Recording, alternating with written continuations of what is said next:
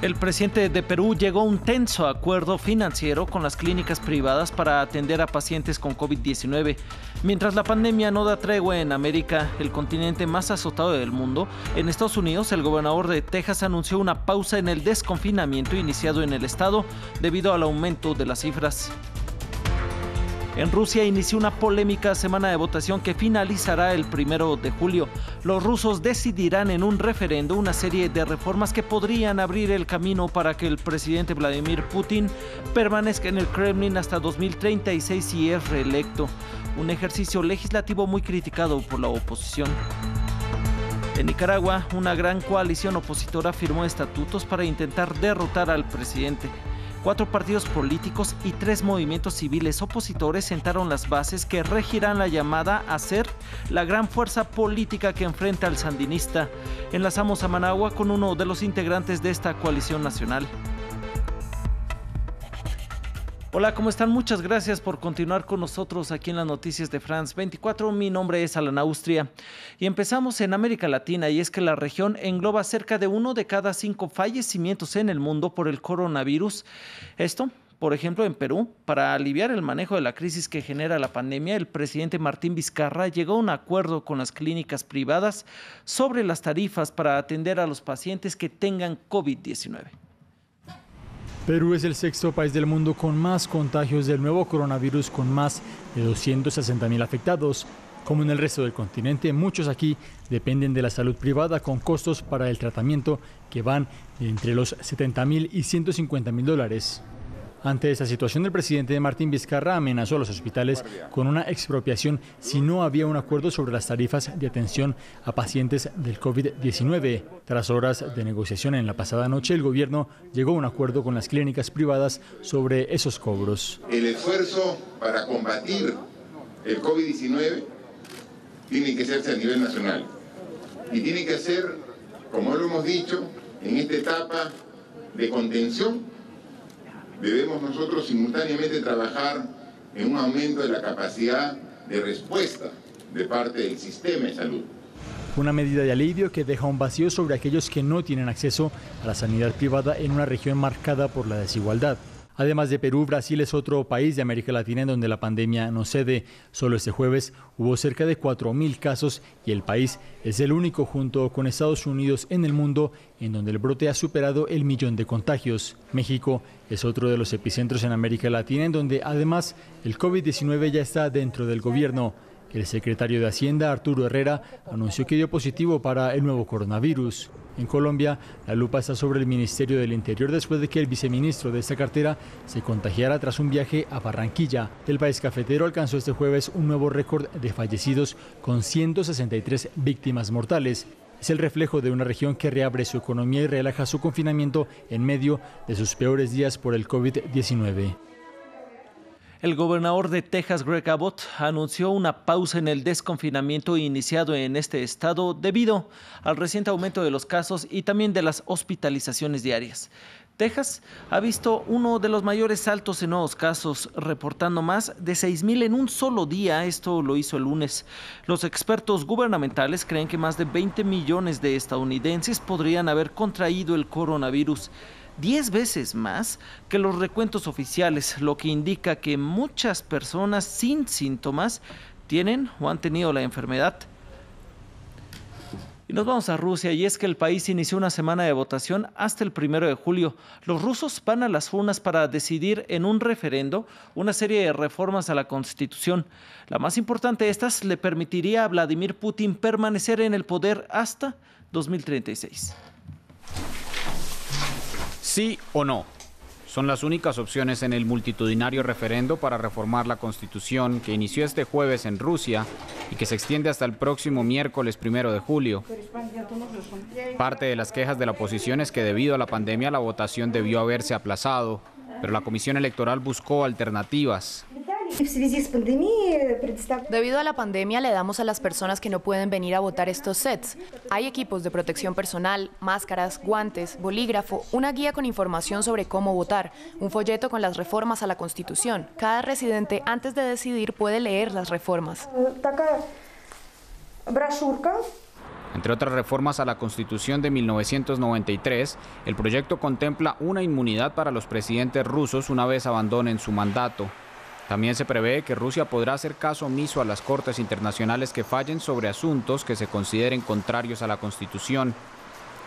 Pero entre las reformas más polémicas, una modificación que le permitiría al presidente Putin permanecer en el poder hasta 2036. Para los críticos, esto es inadmisible. Esto es una gran farsa que cubre el principal punto, reiniciar el conteo de los mandatos de Putin. En las calles de Moscú, muchos consideran que ese mandato continuará su conteo. Estoy en contra, pero sé que de cualquier manera adoptarán esta reforma. Las personas votarán que sí, si no hay suficientes votos, ellos los agregarán. Putin gobierna Rusia desde 1999, cuando fue presidente interino. Lo eligieron presidente al año siguiente y desde entonces solo cambió de cargo entre 2008 y 2012, cuando fue primer ministro. Y a un mes de la muerte bajo custodia policial del afroamericano George Floyd, esto el 25 de mayo, la presión de las calles se mantiene firme y las exigencias comienzan a convertirse en reformas judiciales y policiales en Estados Unidos con reclamos de iniciativas tanto a nivel federal como local. En Nueva York, por ejemplo, los manifestantes que acampan fuera del ayuntamiento exigen una disminución de $1.000 millones al presupuesto de la policía neoyorquina.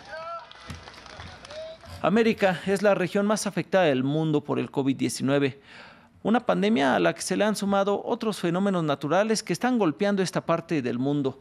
Y es que una nube de polvo del desierto del Sahara entró por el Caribe, donde al pasar Cuba ya llegó a Nicaragua, Panamá y los estados mexicanos de Mérida y Campeche. Es un fenómeno habitual, aunque no con esta densidad, pues la denominada nube de polvo de Godzilla este año, según los meteorólogos, será la más densa en más de medio siglo. Los científicos alertan de los efectos en la salud y recomiendan el uso de mascarillas.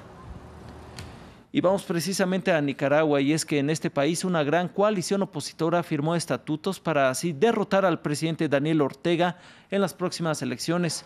4 partidos políticos y 3 movimientos civiles opositores sentaron las bases que regirán la coalición nacional llamada a ser la gran fuerza política que enfrenta al sandinista. Esto luego de 4 meses de discusiones y tras 2 años de intentos de adelantar las elecciones de 2021 con el objetivo de sacar al mandatario del poder tras un estallido social que dejó cientos de muertos y detenidos.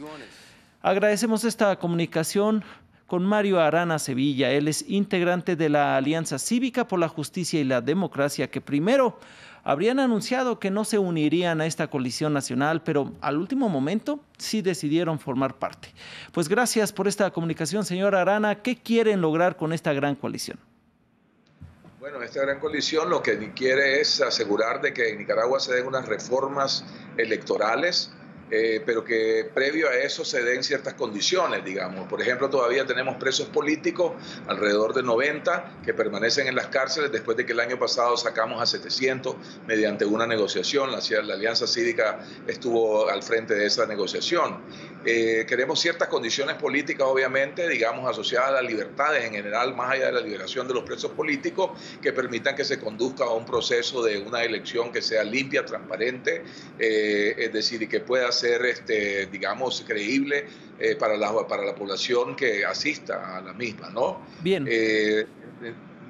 Bien, disculpe que lo interrumpe, pero ¿por qué inicialmente su Alianza Cívica no quería unirse a esta gran coalición? Bueno, mira, es decir, en primer lugar, estuvimos nosotros negociando por 4 meses, efectivamente, pero luego llevamos este proceso a consulta. Y en el proceso de consulta realmente pues vimos que habían algunos temas que requerían más discusión. Básicamente, eso es lo que pedimos. Pedimos que estos temas, y los hemos dejado en una reserva, es decir, sean objeto de más discusión, porque creemos que deben ser decisiones que se deben de tomar en consenso. Esta es una agrupación muy heterogénea, es decir, decisiones como la selección del candidato, o el programa de gobierno, o la casilla bajo la cual debemos de ir, creemos que debe tener el consenso de todos los participantes, ¿verdad? Pero bueno, y también eso creo que nos va a dar mucho más solidez para verdaderamente atraer también a otros actores que queremos que sean parte de esta coalición electoral, pero que quiere ir más allá de lo electoral en este próximo periodo, que esperamos que las elecciones se abran el próximo año. Quiere ser una alianza que construya una nueva Nicaragua, una nueva cultura democrática, una cultura realmente que trascienda la historia de dinastías y de dictaduras que ha afligido a Nicaragua y le ha traído dolor y sangre en el pasado. Muy bien, pues muchas gracias Mario Arana Sevilla por esta comunicación. Él es integrante de la Alianza Cívica por la Justicia y la Democracia y parte ya de esta gran coalición nacional opositora. Y vámonos a Colombia, y es que ahí 7 soldados aceptaron cargos por haber violado a una niña de 13 años en un resguardo de la comunidad en Vera, al noroeste del país. 6 de estos uniformados están acusados en calidad de autores y otro más como cómplice por estos hechos que se registraron el lunes y que han indignado a la nación. Los señalados tienen entre 18 y 22 años y se encuentran detenidos de manera preventiva en una instalación militar. En otros temas, la República Democrática del Congo anunció tras 2 años de lucha el final de su brote de ébola al este de este país, el segundo más mortal de la historia, pero la victoria es solamente parcial, pues desde hace unos meses un segundo brote de la enfermedad azota ahora al norte del país. Y con la crisis sanitaria provocada por la pandemia del COVID-19, se pone más al límite el deficiente sistema sanitario de este país. La República Democrática del Congo dio por extinto el brote de ébola al este del país. Esta enfermedad azotó la región de Beni por más de 2 años y mató a 2.280 personas, en lo que se considera el segundo peor brote de la historia. Esta epidemia supuso un desafío sin precedentes para la OMS, al intentar suministrar vacunas a la población en una zona en constante conflicto armado. La respuesta contra el ébola ha sido una victoria para la ciencia. El rápido despliegue de una vacuna altamente eficaz salvó vidas y ralentizó la propagación del ébola. Por primera vez, el mundo tiene una vacuna contra el ébola autorizada. En abril estaba previsto declarar el fin de la epidemia en esta región, pero surgió un caso 3 días antes del anuncio, algo que retrasó todo 42 días más, hasta que finalmente no se produjeron contagios. Este es un paso sanitario importante para este país africano. Sin embargo, todavía debe enfrentarse a otro brote al norte, que se declaró hace menos de un mes. Chers compatriotes, au moment où Compatriotas, al declarar el final de la 10ª pandemia, nuestro país se enfrenta ahora a la 11ª. A la 11e que se declaró en Bandaka el 31 de mayo. El 31 de mayo 2020. El maltrecho sistema sanitario de la República Democrática del Congo ahora se tiene que enfrentar también a la crisis sanitaria provocada por el coronavirus, y en especial a la desinformación que circula entre la población y a los alegatos que defienden que estas epidemias son falsas y se inventan con un fin político. Y la Torre Eiffel reabrió sus puertas después de 3 meses de cierre por coronavirus. El monumento más visitado de Francia recibió de nuevo visitantes en medio de nuevas restricciones.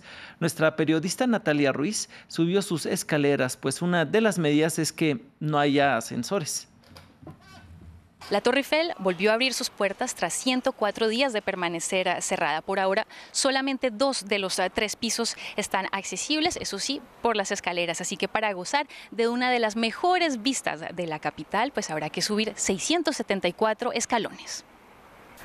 Sí. Es sofocante. Yo tenía la máscara y no podía respirar, pero bueno, estamos contentos por la vista y por haber llegado. Matadora. Pero lo logré, vale la pena.